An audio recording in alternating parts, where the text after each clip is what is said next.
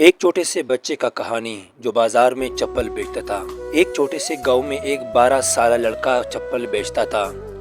گرمی ہو یا سردی وہ بازار میں آواز لگاتا تھا، سستے چپل لے لو، ہاتھ کی سلائی سے بنی ہوئی چپل۔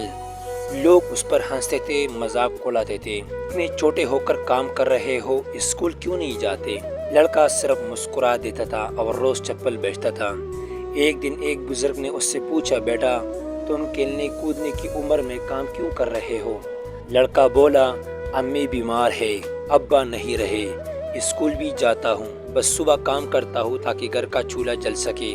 بزرگ کی آنکھوں میں آنسو آ گئے۔ انہوں نے لڑکے کو گلے لگایا اور کہا، تم عام بچے نہیں ہو، تم اصل کے ہیرو ہو۔ کئی سال بعد یہی لڑکا شہر کا سب سے کامیاب کاروباری بنا۔